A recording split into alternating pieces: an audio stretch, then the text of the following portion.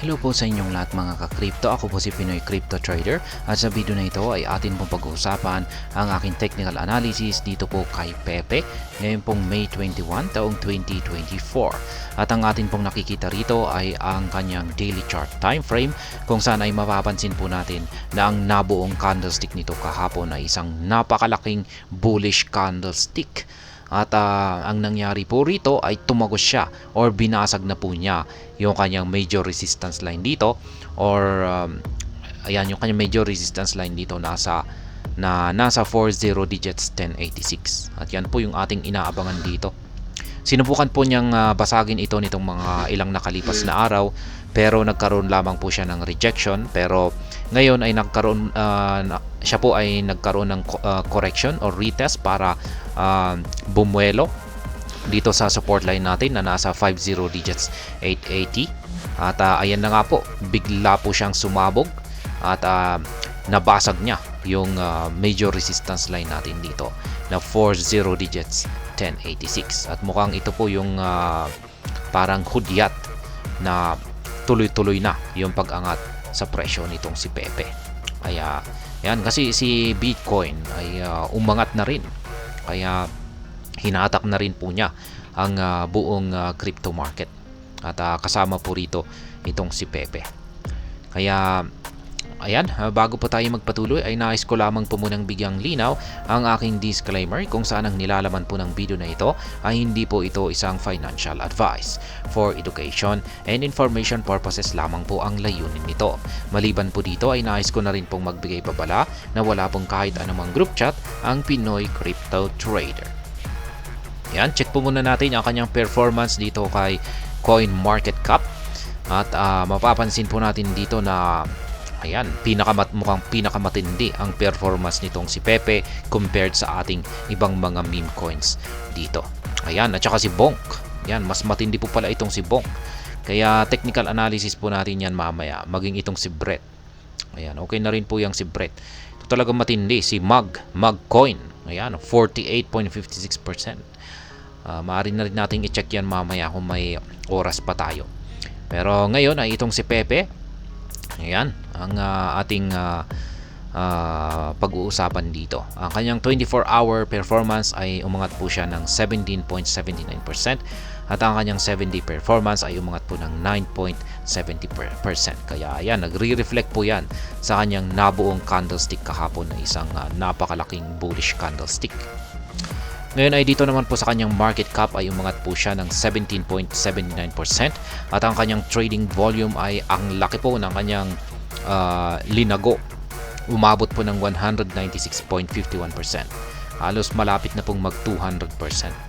Kaya yan po ang dahilan kung bakit ang nakikita nating nabuong candlestick kahapon ay isang napakalaking bullish candlestick at maliban po rito ay nagawa pa niyang basagin yung major resistance line natin dito. Ibig pong sabihin ay punong-puno po ito ng bullish pressure or pwersa ng mga bulls. Ngayon ay check po muna natin yung kanilang official X account kung meron po silang latest tweet rito na maaring makaapekto sa kasalukuyang presyo nito ngayon or sa mga susunod na araw. At ayan pa rin po yung May 17 pa rin po nila na tweet rito na si Pepe na ayan, meron na siyang mga ayan, at saka ayan, ano kayang ibig sabihin yan. At ngayon ay balikan na po natin ang pagti-technical analysis dito sa daily chart time frame nitong si Pepe. At yan, zoom out po natin yan. Ayan, yung mga makukulay po ito na mga price level ay mula po yan sa Fibonacci indicator natin. Yan, maliban po rito ay meron po tayong isang ascending triangle pattern dito. Ayan, kung saan ay dito po nagko-consolidate ang market price ni Pepe. Ito po yung binubuo ng dalawang kulay blue na linya. Kaya ayan, nagko-consolidate po siya. At ngayon ay yung hinihintay na po natin dito ay yung breakout sa kanyang upper portion dito. Ayan, kung magkakaroon po siya ng breakout sa upper portion nito ay dito po natin masasabi na ito po ay magpapatuloy sa kanyang pag-angat sa presyo. At mukhang patatamaan na naman po niya ang sunod na nakaabang na pending sell order natin dito or take profit natin dito sa 40 digits 1514. Kaya ayan, para po sa mga gustong gayahin or kopyahin yung aking simpleng trading strategy dito kay Pepe, ay ayan po yung aking mga spot trading positions dito kay Pepe. Meron lamang po akong isa ngayon na take profit dito sa presyong ito, 40 digits 1514, at nakabase po yan dito sa ating Fibonacci indicator na nasa level na 1.618. Yan yung aking mga buy pending orders, ay nandito naman po tatlo yung mga kulay blue na mga arrow signs na yan. Dito po nakahanda or nakalagay yung aking mga buy pending orders. Yung mga dinaanan naman po ng mga candlesticks natin dito na mga arrow signs, ay yan po yung aking mga previous trades dito kay Pepe.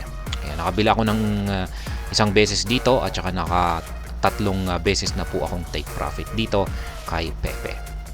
Kaya ayan, ganyan lamang po kasimple yung ating strategy dito kay Pepe.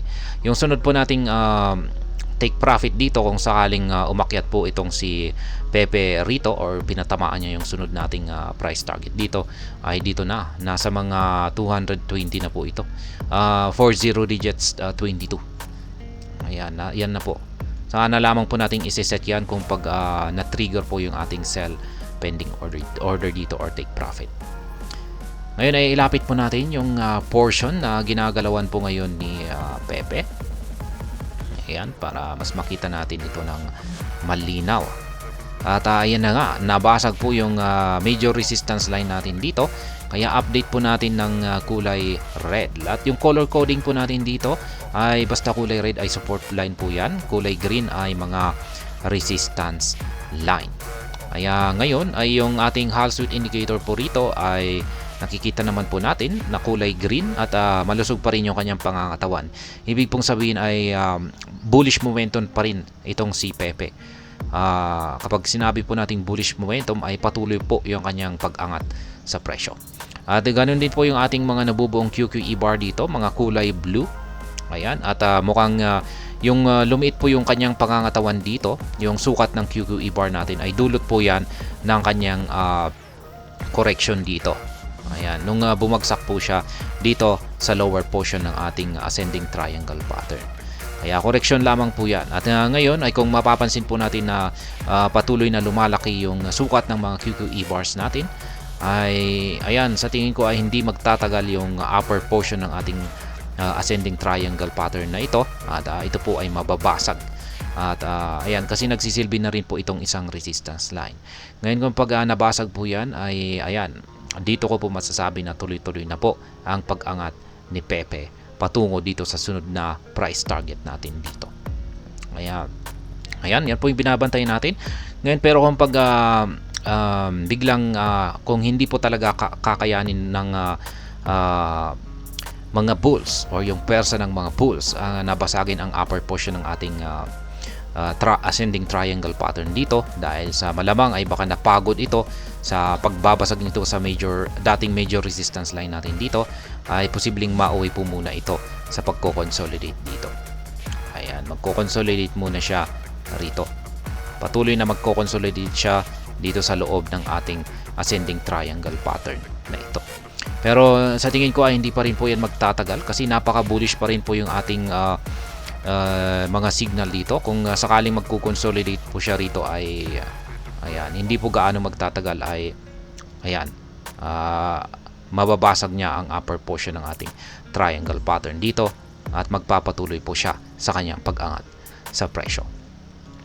Kaya yan po ang aking technical analysis update sa araw na ito dito kay Pepe.